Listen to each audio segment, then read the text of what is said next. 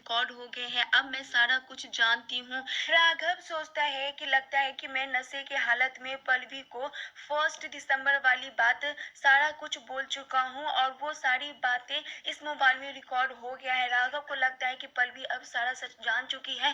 राघव पल्लवी से कहता है कि मुझे एक बार एक्सप्लेन करने का मौका दो। यहाँ पे पल्लवी राघव का कॉलर पकड़ लेती है और कहती है कि तुम्हें शर्म नहीं आई ये सारी चीजें करते हुए। यहाँ पे पल्लवी कहती है कि बताओ ना मेरी एक्टिंग कैसी लगी, मुझे एक्टिंग में गोल्ड मेडल मिली है। ये बातें जब राघव सुनता है तो वो सॉफ्ट हो जाता है और कहता है एक्टिंग।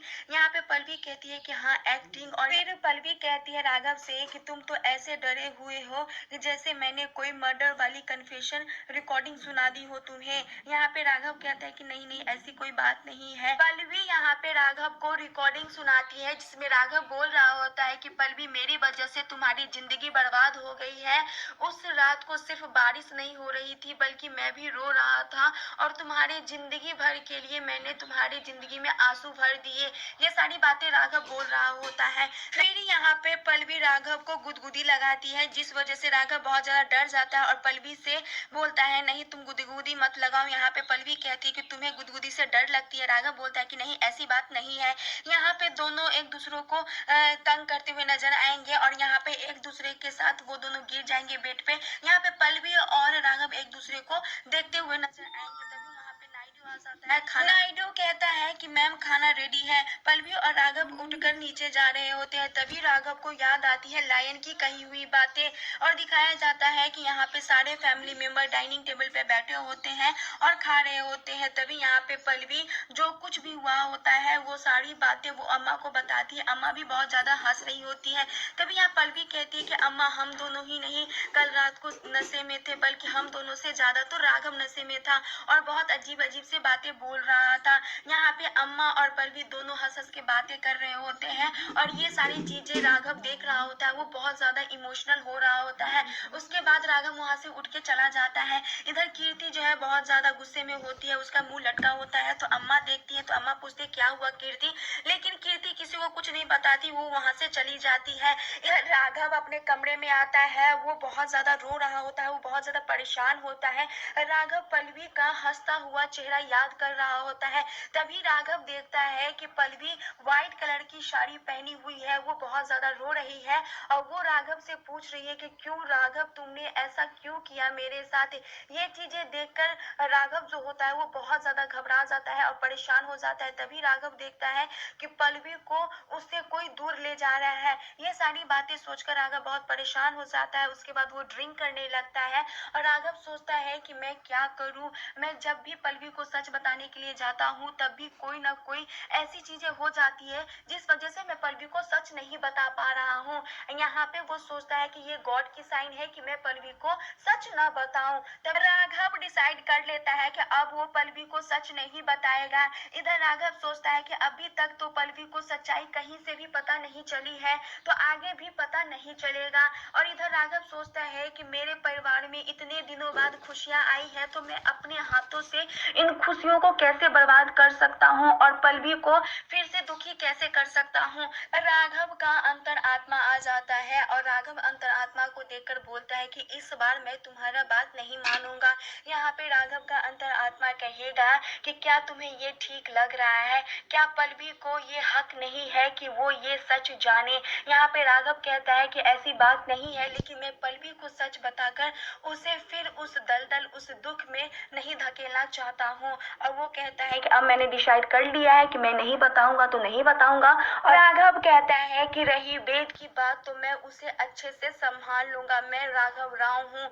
इधर फिर पल्लवी का दिखाया जाता है जहाँ पे पल्लवी योगा कर रही होती है। तभी वहाँ पे राघव आता है। राघव पल्लवी को योगा करते हुए देखता है तो पल्लवी से पूछता है कि तुम कब से योगा करना स्टार्ट की हो। यहाँ पल्लवी कहती है कि योगा करना मुझे निखिल ने सिखाया है और योगा हमारे शरीर के लिए बहुत फायदेमंद होती है और आगे पल्लवी कहती है कि इससे हमारे ध्यान शक्ति बढ़ती है, एकाग्रता बढ़ती है और सोचन शक्ति बढ़ती है और वो फिर से योगा करना स्टार्ट कर देती है। इधर राघव जो होता है वो अपने ऊपर पानी गिरा लेता है और वो सोचता है कि देखता हूँ साड़ी की दुकान, अब तू कितनी देर तक एक्सरसाइज कर पाती हो और अपने ध्यान को, अपनी एकाग्रता को बनाए रखती हो। उसके बाद राघव जो है ना पल्लवी को दिखा दिखा कर एक्सरसाइज करना शुरू कर देता है। इधर पल्लवी जो होती है ना वो एक्सरसाइज कर ही नहीं पाती है, वो बार बार राघव को देखने लगती है।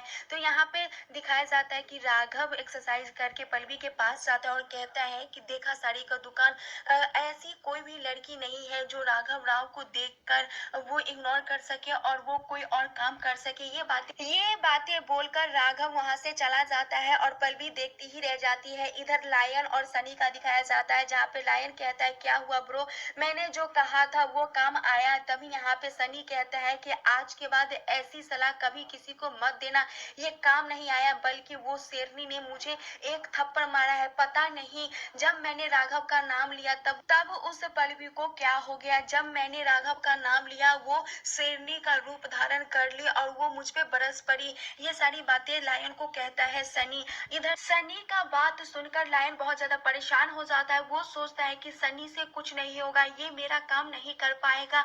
वो सोचता है कि अब जो कुछ भी करना होगा मुझे ही करना होगा।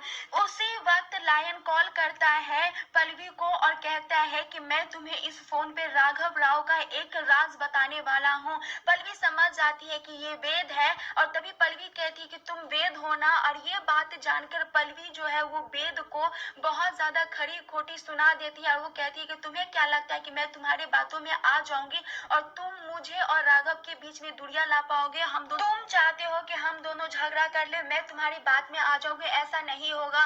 गाइज आप लोग आज टीवी पे जरूर देखना क्योंकि यहाँ पे जो सीन है ना वो बहुत ज्यादा फनी है, आप लोगों को बहुत ज्यादा हंसी आने वाली है। इधर शारदा जी फोन करती है अम्मा के मोबाइल पे और अम्मा से कहती है कि थोड़ा पल्लवी से बात करवा दीजिए। इधर अम्मा पल्लवी के पास फोन लेकर आती हैं और कहती है कि शारदा जी का कॉल है। यहाँ पे शारदा जी और पल्लवी बात करती है। शारदा जी कहती कि बेटा तुम आज आ रही हो ना। यहाँ पे पल्लवी कहती है क्यों अम्मा, आज क्या है। सो यहाँ पे शारदा जी बताती है कि आज मंदार का जन्मदिन है। ये बातें सुनती है पल्लवी तो वो शॉक्ड हो जाती है और वो फोन कट कर देती है। इधर पल्लवी और अम्मा बात करते हुए नजर आएंगे। इधर पल्लवी को बहुत ज्यादा गिल्ट फील हो रहा होता है। वो सोचती है कि ऐसे कैसे मैं मंदार का जन्मदिन भूल सकती हूँ, मुझे हो क्या गया है, ऐसा तो कभी नहीं हुआ था। आई को भी कितना बुरा लगा होगा और पल्लवी बहुत ज्यादा कोस रही होती है अपने आप को। तभी अम्मा यहाँ पे पल्लवी को समझाती है। अम्मा पल्लवी से कहती है कि देखो बेटा अब तुम्हारी शादी हो गई है, तुम एक नई घर में आ गई हो रहने के लिए, शायद इसी वजह से तुम मंदार का जन्मदिन भूल गई हो गया। तुम्हें पता है ना बेटा कि एक इंसान हर एक चीज को याद करके नहीं रख सकता है, तो ये बातें हटाओ अपने मन से और जाओ तुम मंदार के घर पे और आई से सॉरी कह देना अगर तुम्हें इतना बुरा फील हो रहा है तो। इधर पल्लवी सोचती है कि मैं व्हाइट कलर का साड़ी पहन के जाऊंगी। वो अपना साड़ी ढूंढ रही होती है व्हाइट कलर का, लेकिन उसे नहीं मिल रहा होता है। तभी वो स्टोर रूम में जाती है, वहां पे ढूंढने की कोशिश करती है। तभी वहां पे पल्लवी को मंदार का अंगूठी मिलता है, जिसे देखकर पल्लवी शॉक हो जाती है। वो सोचती है कि ये तो मंदार की अंगूठी है। पल्लवी मंदार की अंगूठी में एम देखती है, वहां पे 2018 लिखा होता है। ये सारी चीजें देखती है। पल्लवी सोचती है कि मंदार की अंगूठी राघव के घर में क्या कर रहा है। और आज का एपिसोड यहीं पे खत्म हो गया है। कल के एपिसोड में पल्लवी पूछती है राघव से कि मंदार की अंगूठी तुम्हारे घर पे क्या कर